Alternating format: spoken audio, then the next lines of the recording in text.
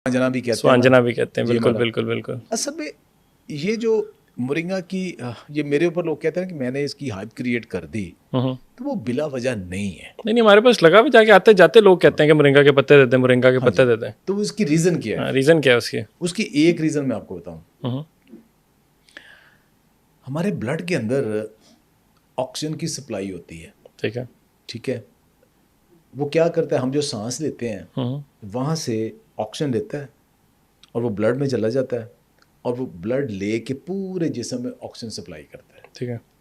अच्छा, अगर हम किसी जगह बैठे, ज़मीन पे, सख्त ज़मीन पे बैठे हुए हैं, हम्म, तो क्या होगा, थोड़ी देर बाद हमें टांग में या किसी जगह पे जहाँ ब्लड सप्लाई स्लो हो गई है, आप हल्की हल्की फीलिंग नमनेस की शुरू हो जाएगी। उसके बाद जिसे उर्फ़े आम कहते हैं, जो कीड़ियाँ लड़ना शुरू हो गई जी, जो सो जाती है टांग। यस, अच्छा ठीक है। वो हो गई। अच्छा, वो आप फिर उठ के खड़े होके थोड़ा सा मलते हैं, ठीक चलते है। फिरते हैं, ठीक होते, इस तरह हाथ भी कभी नीचे हो गया। ठीक है। अब उसमें क्या है कि एनर्जी कम हो गई है, अच्छा अच्छा उसमें अच्छा। ब्लड सप्लाई स्लो हो गई है। ठीक है। अच्छा, अगर परमानेंटली, कई दफ़ा हमने देखा होगा किसी के वो प्लास्टर एक्सीडेंट के बाद बांधते हैं ना, तो खोलते हैं तो बाजू सूख जाता है। वो उनकी कोई नर्व दब गई है, ब्लड सप्लाई लंबा अरसा बांध रही है, तो वो उनके मसल ही डैमेज हो जाते हैं। अच्छा, जो टेम्परेरी, इसका मतलब है कि ब्लड सप्लाई जहाँ कम होगी ना, वहाँ लाइफ कम हो जाएगी, सारी एक्टिविटी कम हो जाएगी। ऐसे ही। अच्छा, हम करते हैं शैलो ब्रीदिंग करते हैं, हमारे फेफड़े 1/3 1/4 यूज़ होते हैं, बाकी पूरे तभी होते हैं। अब कहते हैं सही सांस लेने का क्या तरीका है कि आप एब्डोमिनल ब्रीदिंग करें, कि अब सांस लें, आपका पेट अंदर बाहर आए। अब हम बात कर रहे हैं, तो नहीं आ पेट रहा। रुका हुआ है ना, लेकिन अब इस तरह हम डीप करेंगे ना एब्डोमिनल ब्रीदिंग, दिन में ठीक है। कुछ तो करें ना, उससे क्या होगा, आपके फेफड़े पूरे भर जाएंगे, ठीक है। सारे के सारे। फिर आप एक्सरसाइज करते हो या रनिंग करते हो, जॉगिंग करते हो, साइकिल चलाते हो, सीढ़ियाँ तेज़ी से चढ़ते हो, तो उस वक्त आप सांस जब तेज़ होती है, कार्डियक जिसे उर्फ़े आम में हम कहते हैं, तो उसमें क्या होता है कि हार्ट बीट तेज़ होती है। जब हार्ट बीट तेज़ होती है, सांस तेज़ तेज़ लेते हो, उस वक्त आपके पूरे बॉडी के अंदर ब्लड फ्लो बेहतर हो जाता है। ठीक है। कुछ लोगों की ये ज़िंदगी में महीनों बाद ही आती है ये बात, कुछ लोगों की रोज़ कई दफ़ा आती है। ऐसे ही। को एक्सरसाइज करते हैं, ऐसे ही। भागते दौड़ते करते हैं, कुछ लोग बिल्कुल हर वक्त एक जगह बैठे रहते हैं, करते हैं, उन्हें लाइफस्टाइल जिसका कभी जैसा। सांस ही नहीं चढ़ा। एक चीज़ है जिसको कहते हैं oxygen radical absorption capacity, oxygen radical absorption capacity, capacity. ठीक है। कि बॉडी का पूरा ओवरऑल एंटीऑक्सीडेंट कैपेसिटी कितनी है ठीक है। और ब्लड कैरिंग ऑक्सीजन कैपेसिटी कितनी है। ठीक है। अब किसी चीज़ में, सेब में होगी 40-50 होगी, किसी बेरीज में 100-150 होगी, किसी हर्ब में कोई करते करते ये चीज़ बढ़ती बढ़ती लाखों में चली जाती है। वाह। यानी सेब में कोई 100-150 के करीब होगी, और हर्ब्स की कौन सी हर्ब, जैसे ये ग्रीन टी है, इसकी कोई लाख होगी। ऑक्सीजन जो कैरिंग कैपेसिटी है ब्लड के अंदर, लौंग की कोई 1.5 लाख है, ठीक है। टर्मेरिक, हल्दी की, अदरक की, माचा टी की, ये टॉप पे जा रही है, हर्ब्स हमारे बहुत ऊपर जा रही है। इन सब से ऊपर मोरिंगा है, ठीक है। नंबर 1 पे। यानी आप अगर 1-1.5 चम्मच मोरिंगा ले लिया तो 24 आवर में अपने पूरे ब्लड के अंदर जो ऑक्सीजन सप्लाई है वो इंश्योर हो जानी। अच्छा, वेरी नाइस। और क्या जो बात है। एंटीऑक्सीडेंट कैपेसिटी है वो बहुत ज़्यादा है, और एंटीऑक्सीडेंट कैपेसिटी शो करती है कि बॉडी के अंदर रिपेयर कितनी होनी है। एंटी इन्फ्लेमेटरी सबसे ज़्यादा है, आधी से ज़्यादा बीमारियां हमारी सोजिश की वजह से है। कोई घुटने में हो गई, कोई अंदर लिवर में हो गई, कोई किसी जगह पे हो गई। तो सबसे ज़्यादा सोजिश जिसने कम करनी वो मोरिंगा ने करनी। जो बंदा रेगुलर लेता है मोरिंगा, उसकी जिस्म के अंदर दर्दें भी कम हो जाती हैं, सोजिश भी कम हो जाती है। और रेगुलर लेना कितना होता है, किस क्वांटिटी में?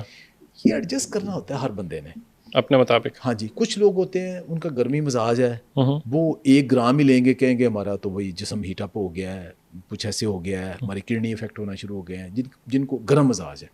लेकिन बाकी लोग तो, गोरे तो आमतौर पर 5 से 8 ग्राम मोरिंगा डेली लेते हैं, फिर जा कहते हैं हमारी इन्फ्लेमेशन कम हुई है। अच्छा। तो वो उसका आप पूरा एक जो टीस्पून है फुल लेंगे, फिर जाके वो कुछ 4-5 ग्राम बनेगा। अच्छा, इंटरेस्टिंग। तो वो एडजस्ट करनी पड़ती है आपको अपनी बॉडी के मुताबिक। ठीक है, वेरी इंटरेस्टिंग। ठीक है, इसके अंदर और जाके बनी बनाई भी मिल रही होती है मेरा ख्याल। अब तो कैप्सूल भी मिल कैप्सूल जाता भी मिल है, जाते गोलियां हैं। भी मिल जाती हैं, आपको टी भी मिल जाती है, हर एक की अपनी अपनी इफादियत है। बिल्कुल ठीक हो गया। अच्छा, एक चीज़ जो मेरे जहन के अंदर आती है जाके, एजिंग के एतबार से पीपल आर वेरी कंसर्न्ड। तो मतलब आपको नज़र आता है लोग आते हैं, एक तो कुछ अपने फ्रेकल्स के लिए कर रहे होते हैं काम के जिस तरफ हो जाए, वैसे ही ओवरऑल लोग थोड़े स्केप्टिकल होते हैं, पता नहीं क्या मतलब रह के क्या कर रहे हैं मुझे नहीं पता, लेकिन पीपल आर कंसर्न्ड। तो जस्ट फॉर दोज के लोग जिनको चाहते हैं कि हमारी हम उम्र को दराज कर सकें, खींच सकें, is there a way to do that? Obviously मतलब इस्लामिक एस्पेक्ट से तो मतलब बट्स जो चीज़ अटल है वो अटल है, लेकिन फिर भी मैक्स हम क्या अचीव कर सकते हैं? पता क्या है, पहले 40-45 में लोग अक्सर दादा नाना बन जाते थे। 60 साल तक उन्हें बिल्कुल बुजुर्ग डिक्लेयर कर दिया जाता था। वो अपना हुलिया, ड्रेसिंग भी सारी हाजी साहब हो जाते थे, ऐसा हो और जाता था। स्टाइल भी अमियाँ नानियाँ का भी वो एक मखसूस स्टाइल बन जाता था। उसमें वो झुर्रियाँ बाकी सब कुछ एक पार्ट था। अब हर बंदा सोशल मीडिया के ऊपर है, हर बंदा ही एंकर बना हुआ है, हर बंदा ही एक्टर बना हुआ है, हर बंदे की अपनी प्रोफाइल है।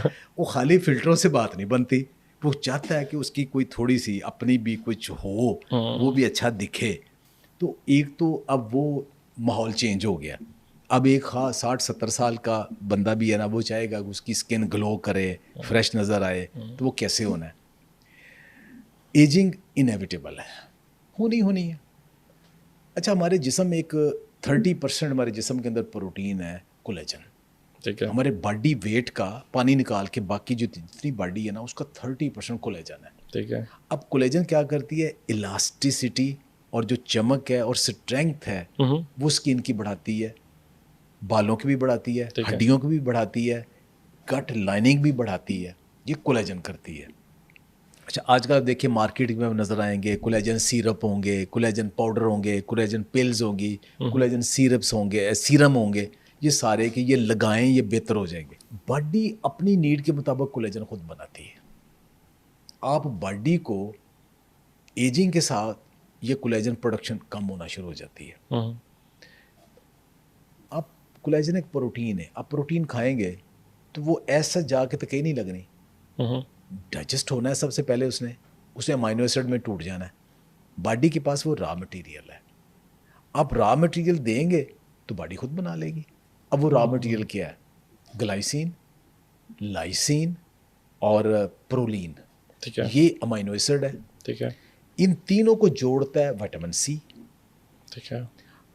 और इनके प्रिकर्सर और साथ जो एक्टिवेटर है वो जिंक और कॉपर है। तो अगर आपकी फूड फॉर एग्जाम्पल गोश्त से आती है, अंडों से आती है, अब जिम वाले लड़के कहते हैं जी हम जो 6-7 अंडे खाते हैं हमारी स्किन चमकना शुरू हो जाती है, कोलेजन ज़्यादा है ना, उसके अंदर ये अमाइनो एसिड ज़्यादा है। ओके। ठीक है, साथ वो प्रोटीन भी पूरी रखते हैं। वो जो अंडे खाने होते हैं वो जर्दी के साथ खाने होते हैं? यस, जर्दी में ज़्यादा है।